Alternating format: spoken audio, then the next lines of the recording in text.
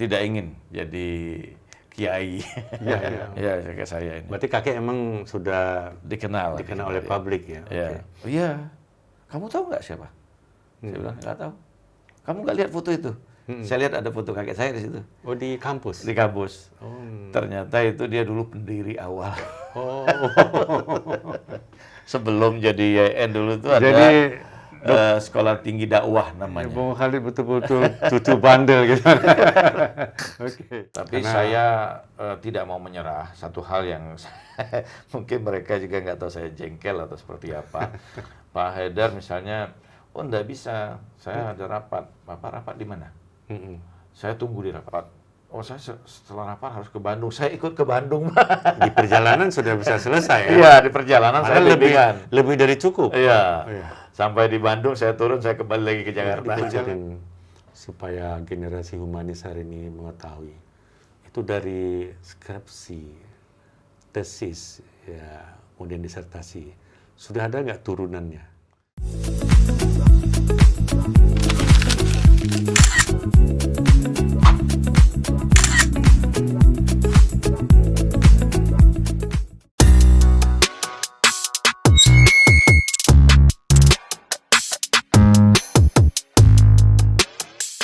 Assalamualaikum warahmatullahi wabarakatuh. Salam generasi humanis. Kita ketemu dalam kesempatan ini, kedatangan tamu. Tamu mungkin adalah sosok yang sangat patut kita gali suka duka beliau di dalam dunia pendidikan. Adalah Dr. Haji Khalid Al-Walid, Magister Agama. Keahlian beliau dalam bidang filsafat Islam, dan di Balantika Pendidikan di Indonesia terkenal beliau adalah sebagai ketua umum dari Asosiasi Akidah dan Filsafat Islam. Ya, generasi humanis, kita sapa beliau bagaimana pengalaman beliau di dalam dunia pendidikan. Assalamualaikum, Dokter. Waalaikumsalam warahmatullahi wabarakatuh. Aduh, baik, ini lagi di Banda Aceh, sangat senang ya. Alhamdulillah. Bisa ketemu. Ke tanah Serambi Mekah. Serambi Mekah. Oke. Bagaimana perjalanan tadi dari Jakarta? Ya, Alhamdulillah lancar, walaupun memang ada delay dan di atas juga awannya luar biasa. Karena kita mungkin di awal-awal tahun ya. Iya. Ini dokter atau Bang Khalid aja lah ya, biar atau Bung Khalid ya, Bung Khalid ya, biar lebih akrab gitu. Ya. Bung Khalid, seperti dialog kita ini sebenarnya ingin memberikan gambaran, bisa menginspirasi generasi muda lah, bahwa perjalanan akademik seseorang itu seperti apa keadaannya hari ini, itu ada perjalanan gitu. Iya, Prof. Izin, bersaudara berapa orang? Saya ada 4 saudara ya. 4 saudara. Saya yang kedua, dan semua ada 2 adik perempuan, kakak perempuan 1. Oh ya, artinya pendidikan pertama dulu di sekolah dasar ataukah madrasah ibtidaiyah misalnya? Begini. Gimana dunia pendidikan waktu kecil? Iya, saya sebenarnya lebih dibesarkan dalam keluarga keagamaan tradisional ya. Karena dulu kakek saya seorang kiai yang cukup dikenal, dan saya besar di asuhan kakek ini ya. Walaupun sekolah di sekolah negeri waktu itu, tapi di rumah kita mendapatkan pendidikan tradisional keagamaan. Oke, pendidikan tradisional keagamaan dari kakek, jalur ayah atau ibu? Jalur ibu. Jalur ibu. Ya. Nah, ketika di rumah Bung Khalid lebih dekat dengan ayah atau ibu itu gimana? Ya, saya dekat dengan ibu, Dengan tapi ibu. karena dari kecil itu bersama dengan kakek, Kakek. ya, dibesarkan oleh kakek ini. Jadi sebenarnya lebih profil kakek ini Kakek, lebih melekat, berkesan dan melekat bagi saya gitu ya. Jadi dari kecil memang sudah beliau yang memang saya ada sepupu lagi yang memang dibesarkan di keluarga kakek ini. Jadi selalu kita kemana-mana dulu kan, mulai dari beliau ceramah di mana-mana, memberikan Berarti kalau ada pengajian. ceramah pengajian, ada kanduri makan-makan itu. Oh iya, itu yang kita Yang paling the best nikmati ya. dulu. Jadi itu full gizi ya waktu itu ya. Ya, oke. Masih ingat nggak kira-kira kalau istilah hari ini quote ya, pesan-pesan yang mendalam dari kakek yang menginspirasi. Iya, iya, iya. Kira-kira mungkin dengan pesan kakek itu menginspirasi Bung Khalid. Iya. Salah satu hal yang menurut saya cukup penting ya dalam konteks itu, beliau tidak terlalu kemudian menekan kita ya, cukup memberikan kebebasan. Tapi pada saat yang sama beliau selalu memesankan ya bahwa ke depan Anda akan berhadapan dengan keadaan yang lebih berat, yang susah. Jadi harus belajar lebih serius, ya. Kemudian fokus pada pelajaran-pelajaran. Dan menarik itu begini. Saya ini mungkin termasuk cucu yang rada bandel lah. Oh iya, iya. Dibandingkan cucu-cucu yang lain. Gitu, yang lain mungkin penurut ya. Nurut ya. Saya itu tidak ingin jadi kiai. Iya, iya, iya. Jadi malah cita-cita saya itu lebih ke eksak sebenarnya. Jadi ngaji itu dari dulu itu dibandingkan belajar membaca Al-Quran, saya itu lebih banyak menghafal sebenarnya. Oh, menghafal. Menghafal. Jadi saya hafal, jadi ketika dites saya hafal, tapi saya tidak bisa baca. Oh, tapi mengetahui bacaan lewat hafal. Lewat hafalan. Itu waktu kecil ya. Iya, sementara sepupu-sepupu saya itu kan umumnya mereka sudah pintar baca Quran, ya bahkan dengan tapi irama. tidak hafal. Tapi tidak menghafal. Kalau saya modelnya menghafal dulu. Nah, jadi orang mengira saya bisa membaca Al-Quran. Padahal saya menghafal. Sampai pada satu saat itu saya itu iri juga. Mereka kok bisa baca? Mereka kok bisa baca gitu kan, bagian mana saja dari Al-Quran. Nah, sehingga saya ingat masih mungkin kelas 2 SD sekitar begitu. Saya mulai nulis itu huruf-huruf hijaiyah itu. Oh, iya. Saya tulis sendiri.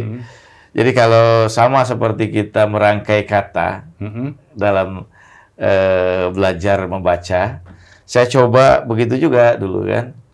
Jadi abang, ata gitu. Jadi kalau sekarang ini kan seperti model Iqra lah. Iqra itu ya. Itu hanya dalam setengah hari saya ternyata bisa baca. Oh, itu berarti mungkin ada pendekatan khusus jadi. Tidak tahu juga saya. Jadi saya coba menyambung-nyambungkan huruf. Saya ternyata kemudian itu begitu saya melihat kemudian teks itu kan karena dibantu oleh hafalan, bisa mengeja itu kemudian. Dan ini sangat luar biasa. Dan itu sangat terkesan ya pola pemahaman teks Al-Quran waktu itu ya. Iya, jadi kita memang dari kecil sudah mungkin setengahnya dipaksa ya. Dipaksa untuk membaca Al-Quran. Bahkan dulu kan kita ingat itu ada rotan yang disiapkan. Itu masih ada ya? Oh iya, dulu masih ini punishment itu, walaupun tidak pernah dipukulkan ke tubuh ya, tapi dia ketika salah dia hanya memukulkan gitu ke lantai. Bung Khalid ya, mengecam pendidikan tradisional keagamaan langsung lewat kakek. Pas itu di Palembang ya? Iya, Palembang. Pasca itu hijrah ke Pulau Jawa pada usia berapa? Saya sebenarnya sampai kuliah ya, jadi ketika sekali lagi, saya SMA, saya tidak pernah menempuh pendidikan dinia. Iya. Jadi SD, SMP, Di SMA. SMA. SMA itu saya mengambil ini jurusan fisika waktu itu Oh, fisika ya. Jadi karena saya inginnya itu nggak mau ke agama. Tahun 80-an. Ya, mungkin sekitar segitu. Dan itu jurusan berat waktu itu. Iya. Fisika, ya. Iya. Jadi karena saya inginnya ya ke eksak lah. Apa ada hubungan dengan bandelnya? Bandel ya, Cucu-cucu nggak mau mengikuti. Saya tidak mau mengikuti yang lain Oke. gitu kan. Jadi itu ada karakter saya ingin berbeda sendiri. Begitu. Tapi yang ajaib justru ya saya pada saat itu juga SMA itu saya itu bekerja di pelabuhan dulu ya, ada namanya Yayasan Usaha Karya, dan kemudian terjadi dengan Menteri waktu itu Sudomo. Pelabuhan Tanjung Priok? Bukan, di Palembang ya. Oh, Palembangnya ya. Bom Baru. Kemudian ada PHK massal waktu itu. PHK Jadi massal. ayah saya itu termasuk yang seperti itu. Pada saat saya sudah harus kuliah, itu keluarga tidak mampu membiayai. Siap. Nah, jadi ibu saya itu, saya ingat sekali, itu kita kondisi ekonomi keluarga saya sedang betul-betul jatuh ya. Iya. Dan ibu saya masuk ke kamar saya dan berkata, dia bilang begini, Khalid, jangan ada pikiran untuk kuliah. Sekarang kamu bekerja, bantu keluarga. Saya coba waktu itu mengkandaskan cita-cita saya pada saat itu. Itu gimana perasaan muncul? Itu ada semacam kesedihan, ada amarah gitu ya di situ. Selama kemudian tamat itu, ya karena itu ibu saya, ya saya tahu bahwa dia pada saat itu berat hati ya, nyatakan itu. Saya mulai ikut bekerja lah. Pertama ada orang yang mengajak saya bekerja proyek pembuatan jalan. Itu sambil kuliah ya? Enggak, belum. Oh, itu belum masuk kuliah ya? Tadinya saya mau mendaftar kuliah Sipenmaru waktu itu Sipenmaru ya. Tapi karena pernyataan itu, akhirnya saya tidak jadi. Saya ikut kerja, kemudian membuat jalan di hutan ya. Itu ada proyeknya PU waktu Pembukaan itu. jalan baru begitu. Tapi saya berpikir bahwa kalau begini saya selamanya akan seperti ini gitu kan. Apa yang akan terjadi pada kehidupan saya? Saya keluar dari situ, kemudian ikut bekerja syuting video perkawinan. Tapi waktu itu belum ada podcast ya? Belum ada, ya kameranya juga masih gede ya, oke. Sebentar di situ, sampai kemudian, pokoknya saya mulai kerja serabutan dan sebagainya. Suatu saat saya kalau saya tidak saya kembali dari Bengkulu, dan itu dari daerah Lubuk-Linggau ke Palembang, saya naik kereta. Naik kereta, dan di samping saya ini ada dua saudara lah, satu kakaknya perempuan, itu satu di laki-laki. kereta? Di kereta. Kita ngobrol sebentar, saya tanya mau kemana. Dia bilang ini mau kuliah. Kuliah di mana? Saya bilang di IAIN. Oh iya. Saya belum tahu IAIN itu apa. Iya. Saya tanya dia apa itu IAIN. Mulai dia cerita gitu kan. Jadi dia sudah mendaftar nih, yang adiknya ini yang laki-laki, yang perempuan sudah jadi mahasiswi dia. Iya. Oh, terus saya bilang berapa biaya pendaftarannya? Dia bilang kalau saya tidak salah 18.000 waktu itu. Itu cukup besar sebenarnya. Iya, tapi saya uang segitu punya waktu itu kan, punya. Apa syaratnya? Dia bilang, ijazah dan ini. Dan itu adalah hari terakhir pendaftaran. Jadi kereta sampai pagi hari. Jadi ini saya segera ke rumah bawa ijazah dan saya mulai mendaftar. Gitu. Nah, ketika mendaftar itu, ini yang menarik juga. Jadi saya nggak tahu, saya cuma mendaftar saja dan kemudian dipilihkan jurusan apapun saya nggak terlalu tahu juga waktu itu.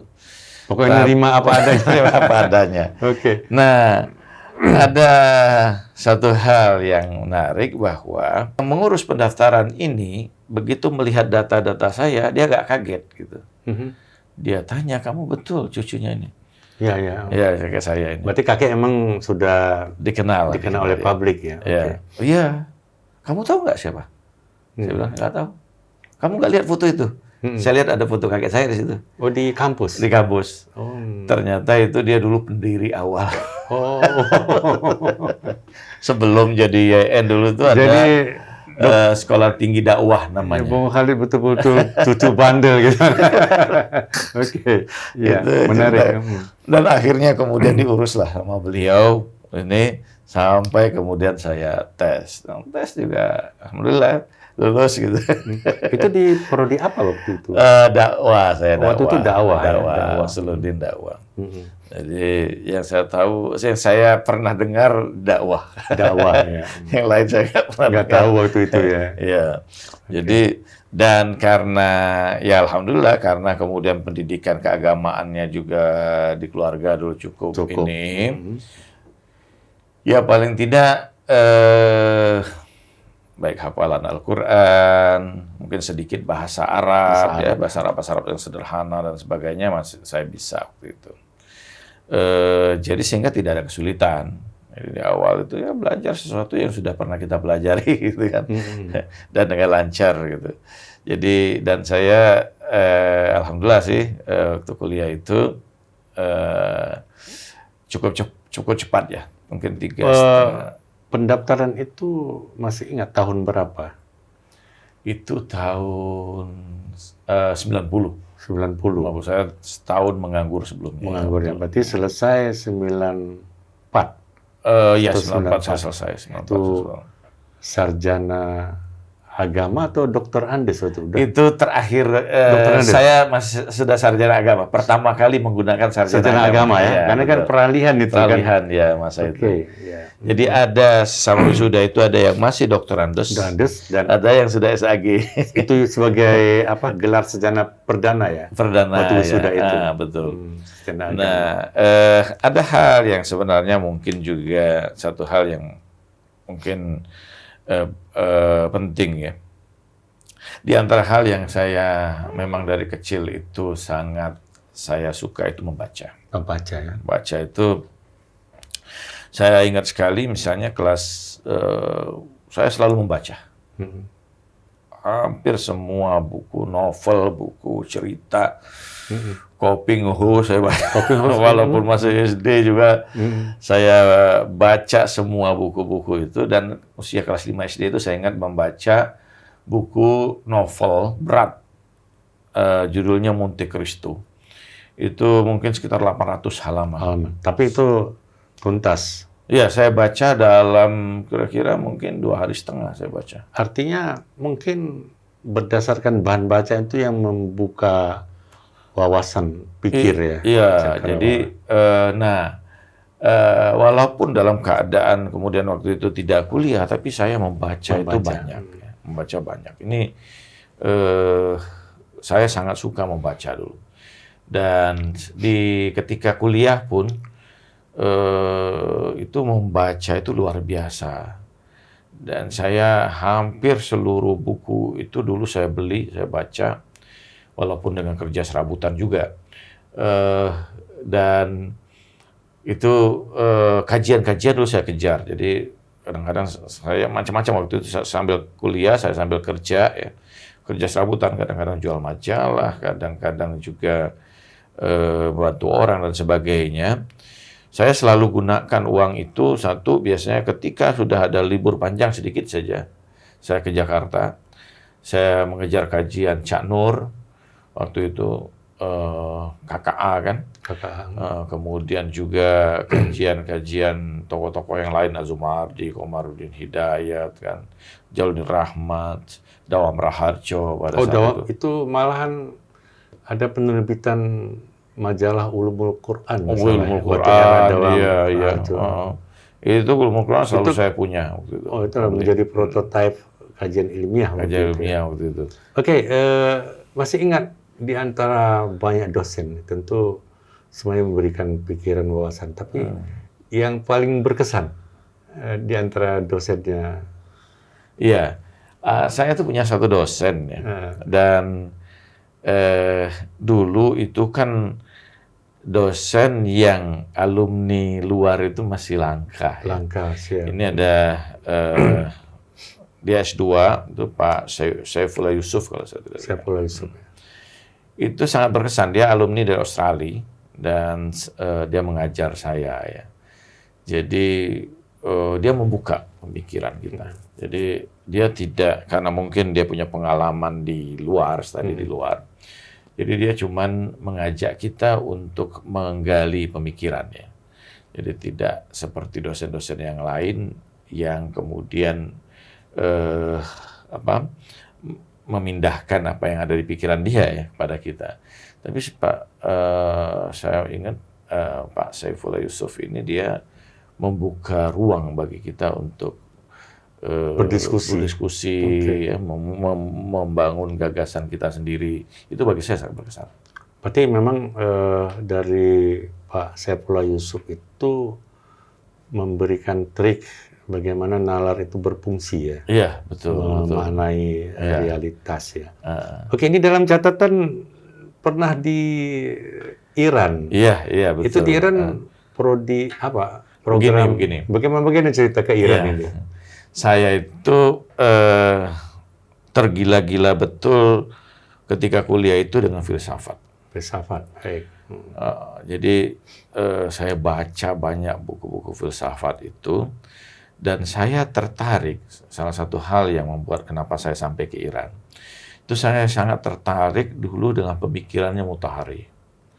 Ini yang saya membaca buku Mutahari itu. Yang pertama kali saya baca buku dari dia itu adalah Keadilan Ilahi. Itu waktu masih S1 di... Iya, S1 itu. Syarif Hidayatullah. Okay. Bukan, di Palembang, Raden Fatah. Oh, Raden Fatah? Raden Fatah ya? Okay. Saya sangat tertarik itu. Bagi saya ini ada seorang ulama ya, tapi sangat kritis dan analitisnya tajam, dan kemudian punya basis bangunan filsafat dalam melihat menganalisa satu persoalan ya tentang keadilan Tuhan. Kemudian saya membaca lagi tentang karya dia itu Manusia dan Alam ya dan seterusnya. Ini bagi saya sangat membuka cakrawala berpikir saya. Ditambah setelah itu saya banyak membaca, terpengaruh oleh Nasr.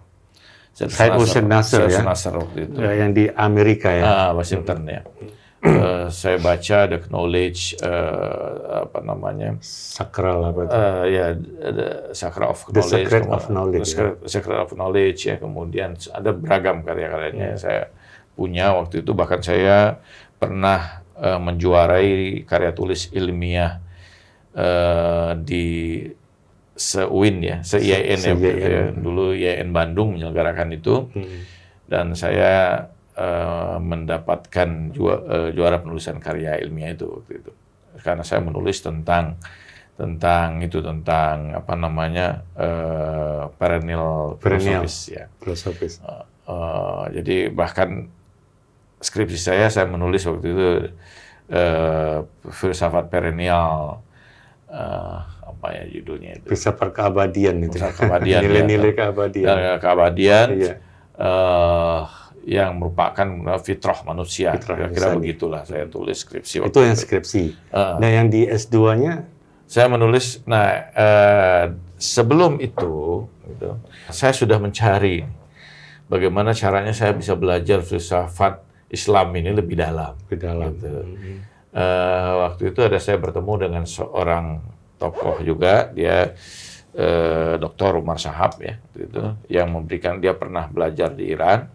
Sehingga dia memberikan peluang untuk ke sana itu.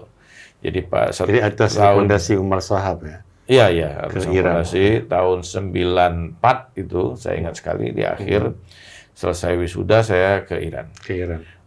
Dan kebetulan ada donatur yang memberikan tiket ya. Artinya di Iran tuh mengambil pasca sarjana atau?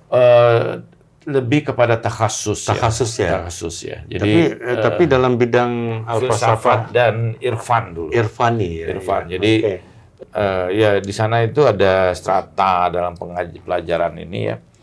Kita mulai belajar dari awal itu biasanya ilmu mantik, kemudian ada kitab yang ditulis pengantar ya oleh Allamah Tabatabai, ada Bidayatul Hikmah, kemudian Nihayatul Hikmah, kemudian ada kitab namanya Syarah Al-Manzumah, kemudian baru masuk ke Al-Asfar Al-Arba'ah yang Mullah Sadra di sini.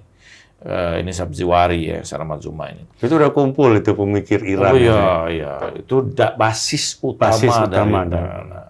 Jadi kalau Bidayatul Hikmah itu ya itu Allamah Tabatabai itu peta pemikiran filsafat yang mendiskusikan ya antara gagasan pemikiran Ibnu Sina, Suhrawardi dan Mullah Sadra di situ. Gitu. Itu Dr. Khalid selama di Iran berapa lama itu? Saya sekitar 7 tahun. 7 tahun di sana ya? Itu bukan di program pasca sarjana ya? Cuman menspesifikasikan diri dalam bidang filsafat Islam. Jadi di situ ada 2 pola pendidikan sebenarnya. Ada pendidikan formal sebagaimana kita, ada pendidikan hauzah. Pendidikan hauzah ini dia lebih kepada dasar keilmuan itu. Apakah orang mau mempelajari fikih atau mempelajari kalam atau filsafat gitu kan, dia mentakhasuskan itu dan mempelajari itu. Dan itu pakai ijazah gitu ya. Oh, diberikan ijazah. Jadi ijazahnya dari pengajar itu yang memberikan ijazah. Memang kita mampu di situ kan. Saya mendapatkan ijazah dalam seorang ulama besar di sana sekarang, Ayatul Jaudi Amuli, untuk setelah tamat Asfar itu untuk mempelajari karya Ibnu Arabi Fususul Hikam. Setelah penyelesaian Tamhidul Qawaid ada Ibnu Turkah, jadi dari filsafat ke tasawuf filosofis itu ada karya perantara. Perantara itu At-Tamhid Al-Qawaid, itu tokoh penulisnya adalah Ibnu Turkah. Kemudian baru dari situ kita harus mendapatkan ijazah untuk bisa mempelajari Fususul Hikam. Itu terakhir, itu setelah Tamhid untuk mendapat direkomendasikan mempelajari Fususul Hikam. Iya. Itu ada proses berarti. Ada proses ya. Ada proses, ada interview gitu ya. Dan kita sudah pernah belajar ini dengan siapa. Karena setiap kemudian kita mempelajari ini kan harus ada gurunya yang berarti sanadnya jelas ya. Iya, ada sanadnya. Sanad keilmuannya ya. Dan itu kan pengajaran di sana itu menarik bagi saya itu. Kenapa orang kemudian menjadi cukup kuat, karena satu pembahasan dari awal itu tentang teks ya. Ajaran itu tentang diskursus yang terjadi di situ dibahas, ya. Bahkan didiskusikan lagi secara kritis. Nah ini yang kemudian menguatkan kita. Oke, 7 tahun di Iran. Iran di mana itu? Di Qum saya. Qum. Ya, pusat studi keilmuan ya. Keislaman ya. Karena tidak bilang filsafat. Iya. Oke, 7 tahun di sana udah tuh kembali ke Indonesia. Ya. Jadi awalnya saya itu bercita-cita sebenarnya untuk jadi kiai pesantren. Ini kebalik ya? Ketika di pendidikan tradisional keagamaan ingin outside ya. Ketika menekuni dunia keislaman di Iran, terutama di Qum, kota Qum ya, kembali ingin ke jadi kiai pesantren. Ya, jadi saya kembali ke Palembang. Rencana saya mau buat pesantren. Gitu. Jadi kiai lah. Meneruskan cita-cita kakek ya. Iya betul. Karena saya itu dan sampai sekarang sebenarnya juga itu belum tertunaikan. Jadi mengelola pesantren. Ya, gitu. Tapi posisi sekarang sebenarnya ya kiai modern.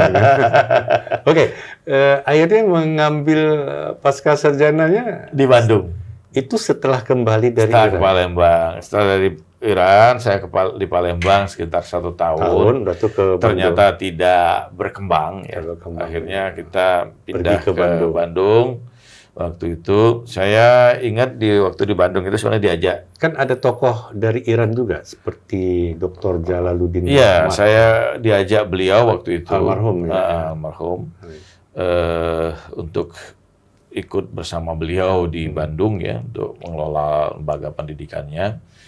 Tapi kemudian saya ke UIN. Kembali ke IAIN ya, dulu IAIN Sunan Gunung Jati. Masih IAIN itu. Jadi pasca sarjana masih IAIN. Jadi ambil magister agama di IAIN Bandung. IAIN, ya, nah, betul. Bagaimana interaksi keilmuan ketika di pasca? Yang menurut hemat saya kapasitas keilmuan kan beda. Iya, betul. Karena di Iran kan sudah sangat langsung yang secara mendalam. Dengan di sini, bagaimana dengan interaksi dengan teman-teman? Karena saya kebetulan punya latar belakang S1 di IAIN, jadi ini memudahkan saya. Oke. Jadi bagaimana mengcombine kemudian satu sisi kita punya basis keilmuan yang sifatnya seperti itu ya, dengan pola pendekatan modern metodologis gitu ya, yang dikembangkan saya di IAIN. Ini lumayan cukup, artinya sangat membantu. Dan yang kedua juga ya alhamdulillah, jadi banyak hal yang kemudian teman-teman juga banyak merujuk ya, bahkan juga saya banyak memberikan juga. Artinya Dr. Khalid itu ketika di Pasca menjadi referensi juga ya? Ya alhamdulillah, jadi Pemikiran teman-teman kemudian bahkan dosen-dosen juga ya. Jadi kan banyak referensi-referensi, misalnya waktu itu kan kita masih terbatas sekali ya, dalam konteks seperti sekarang. Saya paham betul kalau di era 90-an. Iya. Walaupun saya pulang dari Iran itu mungkin bahwa pertama sebagian besar kitab saya kirim lewat kapal laut ya. Dan sebagian saya juga bawa melalui pesawat, saya kirim selama saya 7 tahun di sana, terus saya kirim ke Indonesia. Jadi mungkin karya-karya dulu itu saya mungkin hampir 1 kontainer sih. Sangat dasar itu. Baik, Dr. Khalid itu memperoleh gelar Magister Agama di IAIN Sunan Gunung Jati Bandung. Iya. Itu menulis tesis. Saya ingat membahas tentang apa waktu itu? Saya menulis tesis tentang teori Ittihadul Aqil wal Ma'qul. Ittihadul Aqil wal Ma'qul. Iya, jadi teori ini sebenarnya sudah ada lama di dalam perkembangan filsafat, tapi Ibnu Sina menolak teori ini, kecuali bahwa ini epistemologi. Itu apa? Ibnu Sina membantah ya? Iya, Ibnu Sina menerima konsep epistemologi Ittihadul Aqil wal Ma'qul pada tataran ketuhanan saja. Tapi menolak pada selainnya. Apa yang dimaksud teori Ittihadul Aqil wal Ma'qul inilah kesatuan atau ketunggalan antara akil, orang yang berakalnya, dengan yang dipikirkannya. Jadi antara itu kan subjek dan objek. Perwujudan awal dari teori Nazariyatul Faith-nya Ibnu Sina. Emanasi ya. Apa beda? Beda. Kalau itu kan konsepsi ontologis dalam proses ini ya, tapi ini epistemologis. Jadi misalnya begini, Ibnu Sina mengatakan, iya, Tuhan tahu nggak tentang dirinya? Tahu. Tahu. Gitu. Dia memahami dirinya, iya. Karena dia akil. Dia akil kan? Dan sekaligus makul. Makul juga, ya. Karena dia memikirkan dirinya sendiri. Iya kan? Di mana proses ini terjadi? Di dalam diri Tuhan. Gitu. Tidak keluar dari eksistensi dia sebagai Tuhan. Nah, tapi Ibnu Sina menolak pada tataran di luar ini. Bagaimana subjek ini ketika memikirkan konsep A, bahwa A itu menjadi diri dia, mutahid gitu kan? Mutahid, menyatu ya. Setelah itu dia mengkonsepsi tentang konsep B. Apakah kita kemudian bisa menyatakan bahwa A adalah B, gitu, atau B adalah A, atau kehadiran B ini menghilangkan A, atau seperti apa? Ibnu Sina menolak ini. Menolak konsep ini. Dan sebagai bahan bandingan, Mula Sadra justru menegaskan, gitu kan? Menegaskan bahwa Anda keliru, gitu kan? Bahwa yang dimaksud ketunggalan dalam konteks ini bukan pada tataran esensinya, tapi pada tataran eksistensinya. Eksistensi Tuhan. Eksistensi pengetahuan. Eksistensi pengetahuan ya, di sana ya. Jadi pengetahuan yang kita idrok ini, yang kita persepsi ini, itu memang bukan A menjadi B. A dan B itu adalah aksidennya, gitu ya. Tapi bahwa hakikatnya satu dengan yang lain ini adalah kualitas pengetahuan. Bertambah kualitas pengetahuan ini bukan kemudian menghilangkan kualitas yang lainnya, atau bisa kita katakan kualitas sebelumnya adalah kualitas yang berikutnya, tapi bahwa ini justru menyempurnakan kualitas eksistensi diri manusia. Gitu. Iya. Itu di bawah bimbingan Siapa? Masih ingat? Ya, ada Prof. Afif Muhammad ya. Prof. Afif Muhammad itu Prof. ya. Afif Muhammad ya. Itu seorang beliau saja atau dua yang membimbing? Ada dua ya, satu lagi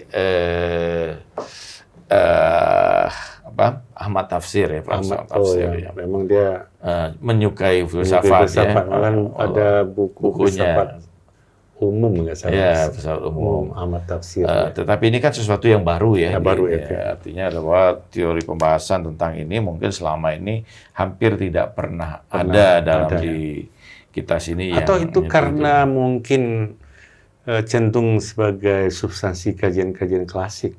Ya, betul. Sebenarnya ketika dinalar untuk dalam konteks kehidupan terkini itu kan perlu dibuka kembali sebenarnya. Iya, betul. Karena ada banyak problem modern yang dalam epistemologi yang sulit untuk diselesaikan kecuali menggunakan pendekatan teori ini. Teori itu tadi ya. Bagaimana kita membuktikan objektivitas objek. Misalnya contoh begini, ini warna pink ya. Warna pink. Dari mana kita tahu bahwa warna pink yang ada di luar ini secara eksternal adalah warna pink yang sama yang ada dalam alam pikiran kita. Alam pikiran kita.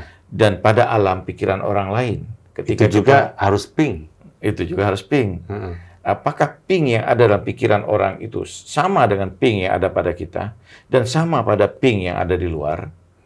Ini kan menjadi persoalan epistemologis. Itu bisa juga kajian-kajian yang mendalam tentang teori falsifikasinya Popper ya. Iya, betul. Kan kita tidak bisa mengklaim ini sesungguhnya pink.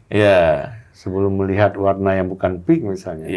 Atau bagaimana itu dalam konteks ini? Ya, ada kaitan dengan pembahasan itu, tetapi bahwa bagaimana kita membuktikan bahwa apa yang ada di dalam alam pikiran kita, ya, mental kita, ini sama dengan adalah dia juga yang ada di dalam luar, sehingga memang betul-betul apa yang di luar dengan apa yang di dalam ini adalah hal yang sama. Gitu. Satu kesatuan, sehingga kita mengatakan bahwa pengetahuan kita terhadap objek eksternal itu adalah apa? Objektif. Kalau dia berbeda, maka kita bisa mengatakan bahwa apa yang di luar itu bukan apa yang di dalam. Artinya objektifikasi itu apa yang dipahami atau dicerna oleh nalar sesuai dengan fakta. Sesuai dengan fakta di luar. Atau fakta lebih dahulu baru muncul nalar. Nah, ini yang kemudian menjadi perdebatan. Apakah fakta di luar? Sementara kalau dalam konteks teori eksistensial, misalnya yang dikembangkan oleh Sadra, jelas bahwa eksistensi yang ada di luar itu adalah yang paling akhir. Gitu. Sementara eksistensi yang ada di atas ini, dia lebih dahulu keberadaannya. Bagaimana kemudian bahwa keberadaan yang di luar itu, gitu kan, mendahului keberadaan yang di dalam. Oke, Dr. Khalid, ini adalah sebuah substansi yang kompleksitas yang tinggi, terangkum dalam karya tesis. Itu berapa lama dibuat ini supaya generasi hari ini berapa lama itu diselesaikan waktu itu? Sebenarnya tidak terlalu lama, sekitar 3 bulan. Karena memang sudah 7 tahun filsafat di Iran ya. Cuman saya punya referensi sekitar hampir 700 terkait pembahasan itu, gitu kan. Oke. Itu selesai tahun 2004 kalau saya tidak salah. Posisi itu sudah menjadi dosen? Belum. Selesai dari situ baru melamar ke pegawai negeri sipil. Jadi saya sudah mengajar. Dia diajak mengajar juga di Fakultas Suluddin. Ya udah pasti ya. Di Bandung. Dan kemudian ada pembukaan itu. Sebenarnya saya tidak awalnya tidak berminat. Untuk jadi dosen. ASN gitu. Karena ingat mau menjadi kiai ya. Kiai, betul. Itu masih cita-cita saya masih ini. Tapi mahasiswa yang saya ajar itu kemudian memaksa saya. Jadi ada dorongan dari mahasiswa karena mahasiswa paham ini Dr. Khalid ada sesuatu yang perlu digali ya. Mungkin selama pengajaran mereka mungkin terkesan. Ya. Kemudian kedekatan secara emosional juga. Mereka menggiring harus masuk. Oke, akhirnya tahun berapa diterima jadi dosen? 2005. 2005. 2005 saya dan itu saya sudah S3 2005. Jadi selesai S2 Langsung S3 di Ciputat. Oh, S3-nya di Ciputat. Ciputat ya. Jadi S1 di Raden Intan. Raden Fatah. Raden Patah, sorry. Yeah. Raden Patah, Palembang. Kemudian Sunan Gunung Jati, Bandung S2. Dan Sarip Hidayatullah untuk ambil doktor. Dan saya termasuk yang tercepat di S3 waktu itu. Sebentar. Mengapa tidak menyambung di Bandung misalnya, S3-nya? Saya pikir lebih menantang gitu ya. Di Jakarta. Karena memang Jakarta itu pelopor program S3. Program S3. Dan di situ kan ada tokoh besar, nama besar seperti Azumati Azra waktu itu ya. Bagi saya masih cukup menjadi profil ya, idola. Waktu di tahun itu rektor ya? Beliau direktur. Direktur Paskanya Pasca langsung. Sarjana. Artinya dapat berdialog secara instan, ya mengawinkan pikiran-pikiran ketika ditimba di Iran. Iya. Dan di Bandung dan bertemu dengan Direktur Azumati Azra. Iya, saya cukup dekat dengan beliau ya, almarhum. Karena sering berinteraksi juga. Dan itu saya sudah mulai manggung juga di Jakarta, mulai kajian-kajian gitu kan. Ya. Beberapa kali sempat berjumpa dengan beliau ya, dalam satu diskusi misalnya. Di prodi S3 mengambil studi bidang apa waktu itu? Pemikiran Islam. Langsung ke pemikiran Islam. Ya. Dengan memilih topik disertasi? Eskatologi. Wah, itu paling rumit lagi ya. Eskatologi secara umum atau ada spesifikasi? Eskatologi Mulasadra dan Mulasadra juga ya. Lebih fokus sebenarnya pada pembahasan pembuktian tentang ada dua hal sih ya. Pertama bahwa tentang keabadian survivability jiwa ya. Bahwa manusia ini dia akan tetap dalam keadaan hidup ya, bahkan dia berkembang lebih sempurna dalam proses kehidupan berikutnya. Yang kedua bahwa ini menjawab persoalan perdebatan antara Al-Ghazali dan Ibnu Sina bahwa manusia itu tetap ada, dia bukan kebangkitan ruhania, tapi dia kebangkitan jasmania, tapi juga. Bukan jasmania ketika di dunia. Ya, material ya.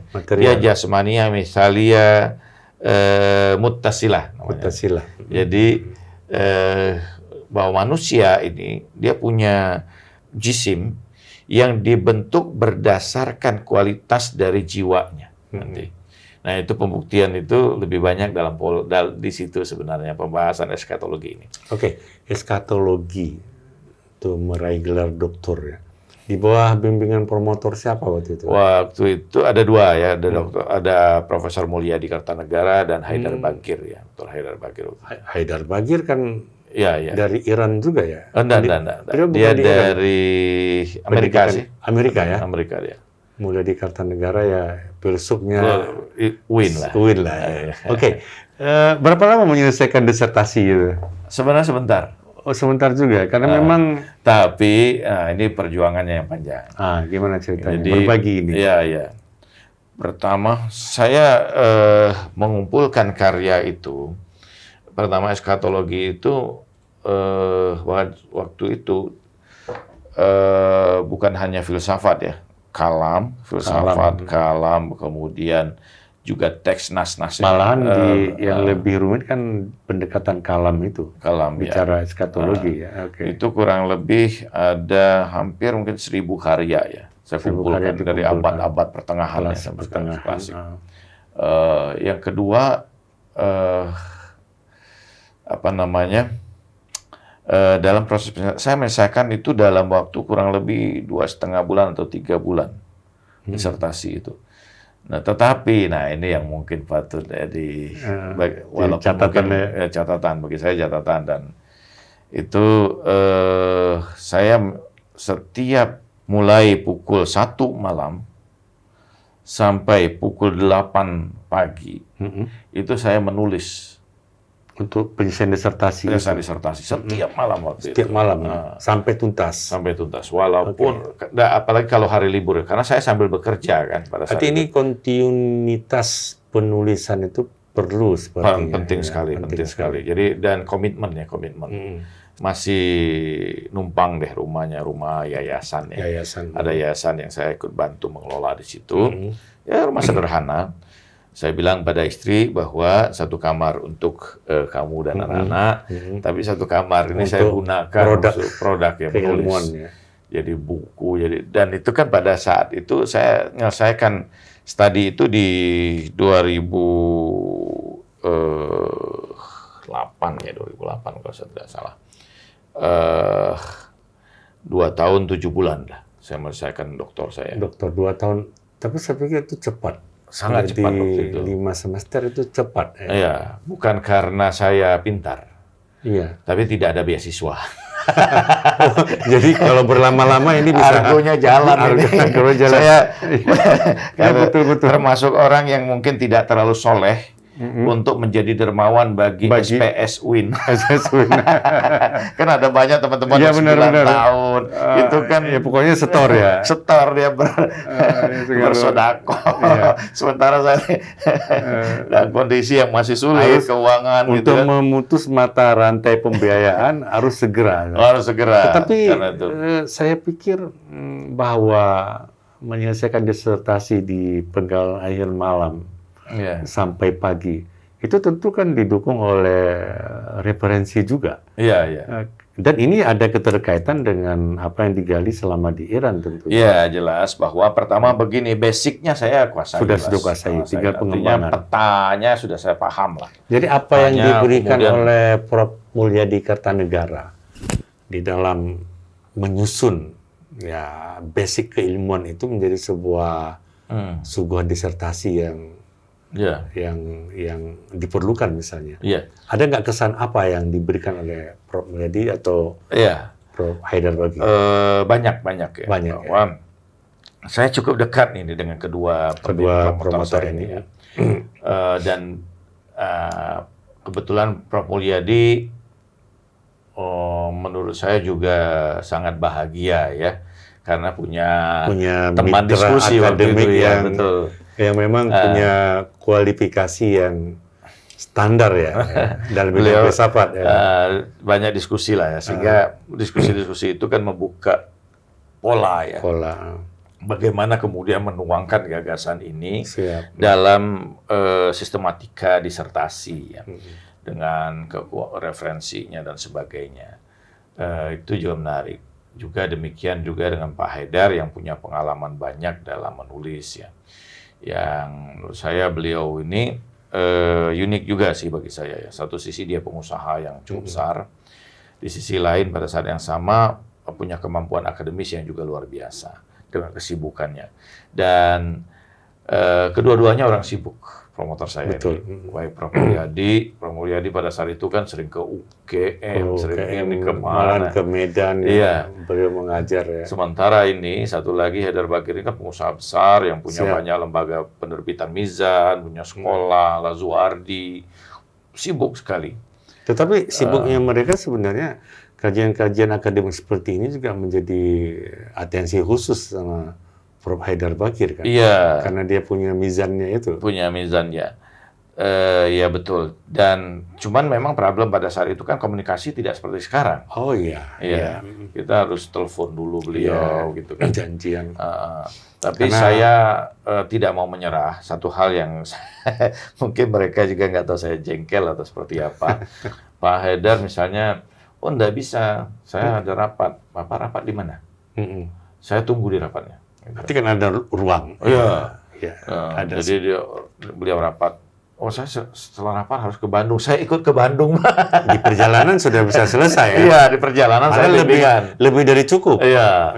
Sampai di Bandung saya turun, saya kembali lagi ke Jakarta. Perjalanan Jakarta-Bandung berapa lama waktu itu? Ya, mungkin sekitar 3-4 jam. 3-4 jam. Itu sudah lebih dari cukup. Menghadap di meja. Iya, betul. Nah, trik ini sebenarnya oleh generasi kita hari ini harus pahami. Iya, betul. Jadi tidak mesti ilmuwan atau mahasiswa yang mewakafkan diri menjadi ilmuwan itu tidak boleh terjebak dengan formalisasi sistem komunikasinya. Iya, betul. Harus melihat momen-momen peluang ya. Peluang. Artinya dan prinsip saya begini, saya tidak akan menyerah dengan pembimbing saya. Iya, benar-benar. Jadi kan sekarang ini problem kita, Prof, adalah mahasiswa tanya kita, Prof, kapan ada di kampus? Memang ya Nah, terlalu padat ya. iya, Sebenarnya dosen itu pasti ada dia di kampus, tapi Iya, mahasiswa betul. yang nggak mau mengikuti ya. iya.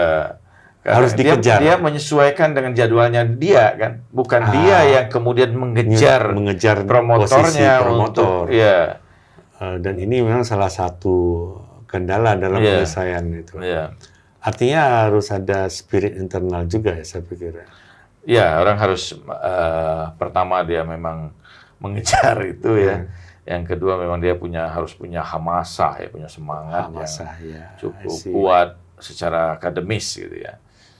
Karena kalau tanpa itu susah memang. Oke, boleh dibocorin supaya generasi humanis hari ini mengetahui. Itu dari skripsi, tesis, ya, kemudian disertasi. Sudah ada nggak turunannya? Udah banyak. Banyak sekali. Ya, jadi 1 ke 3 karya ini kan sudah jadi buku. Dari buku, oke. Dan bahkan bukunya yang muncul pun tidak satu dari sini. Makanya kan. itu maksud saya turunan tadi. Turunan ya. Iya. Yang kedua bahwa jadi artikel jurnal. Artikel jurnal ya. Jadi ada banyak, kemudian dari ini muncul artikel-artikel jurnal ya. Oke, 4 tahun di S1, 7 tahun di Iran, 11 tahun. Iya. Dia 2 tahun yang di S2 berapa tadi? S2 itu tidak lama saya ya, jadi hampir 2 tahun lah. 2 tahun, berarti 13 tahun. 12 tahun. Tambah 2 tahun 7 bulan. Iya. Jadi 15 tahun 7 bulan. Itu dari proses akademik seperti itu sudah menghasilkan berapa karya buku? Buku sampai saat sekarang ini yang tercetak itu sekitar 17. 17 ya, oke. Tulisan-tulisan lepas sangat banyak lah ya. Sangat banyak. Ya. Tulisan lepas saya mungkin tidak terhitung terakhir, tulisan lepas kan di Kompas ya. Di Kompas ya. Kemudian tulisan yang jurnal lumayan lah, Prof ya. Berarti itu ya sangat menginspirasi lah. Artinya untuk Scopus barangkali saat ini sudah 5 ya. Sudah 5. Artinya bahwa pengalaman akademik di kampus itu harus disuarakan untuk bisa digali oleh generasi. Iya. Kan itu prinsipnya. Bahwa kecintaan pada ilmu itu Pada menjadi ilmu itu sesuatu penting. yang penting ya, Prof ya. Bahwa manusia ini, kalau kata Mullah Sadra itu kan ada tingkatan level manusia.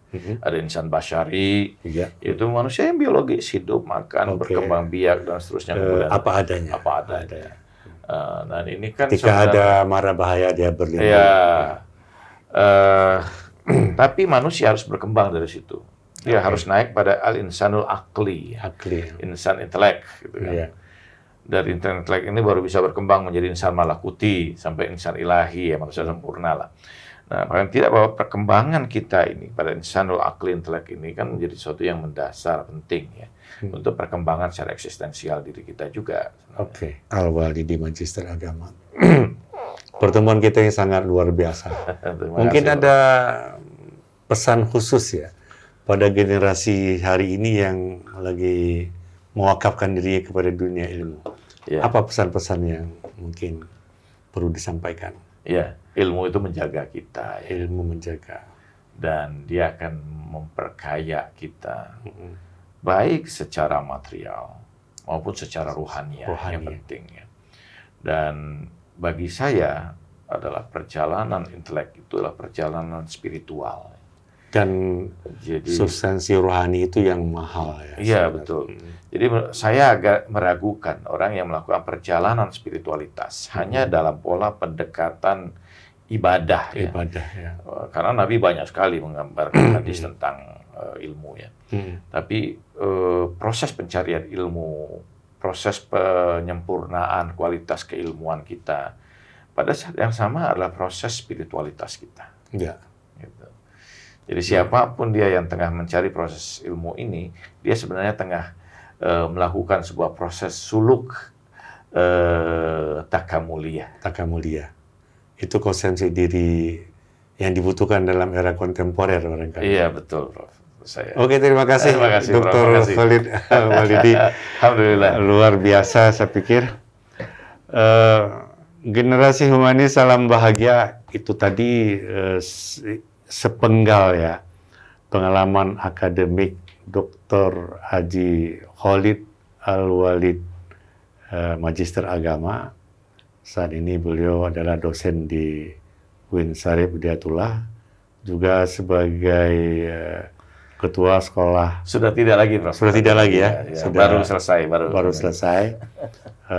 Dan ini lagi menunggu detik-detik turunnya apresiasi mahakarya beliau seperti yang sudah kita dengar.